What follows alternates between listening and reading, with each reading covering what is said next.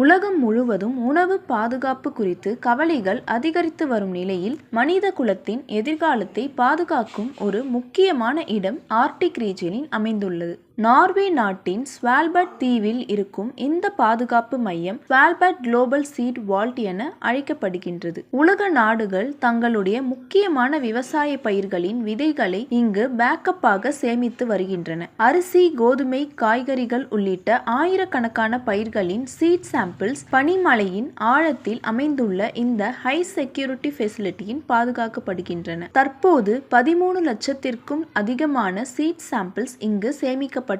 இதன் நோக்கம் மிகவும் தெளிவானது. போர், காலநிலை மாற்றம், இயற்கை பேரழிவு அல்லது நோய் பரவல்கள் போன்ற காரணங்களால் ஒரு நாட்டின் சீட் கலெக்ஷன்ஸ் பாதிக்கப்பட்டாலும் அந்த விதை வளங்களை மீண்டும் ரீஸ்டோர் செய்யும் வாய்ப்பை உருவாக்குகிறது. அதாவது இது ஒரு சாதாரண சீட் ஸ்டோரேஜ் சென்டர் அல்ல, உலக விவசாயத்தின் நீண்ட கால பாதுகாப்பிற்காக உருவாக்கப்பட்ட குளோபல் பேக்கப் சிஸ்டம் என கருதப்படுகின்றது. 2015ஆம் ஆண்டு சிரியாவில் ஏற்பட்ட உள்நாட்டு போரின் போது அங்கிருந்த சீட் பேங்க் பாதிக்கப்பட்ட நிலையில் ஸ்வால்பர்ட் வால்ட்டில் பாதுகாக்கப்பட்டிருந்த விதைகளை மீண்டும் பயன்படுத்தப்பட்டன. இதன் மூலம் இந்த வால்ட்டின் அவசியம் உலக அளவில் மேலும் கவனம் பெற்றது. -18 டிகிரி செல்சியஸ் வெப்பநிலையில் பாதுகாக்கப்படும் இந்த விதைகள் எதிர்கால தலைமுறைகளுக்கான உணவு பாதுகாப்பை உறுதி செய்யும் முக்கியமான வளங்களாக கருதப்படுகின்றன.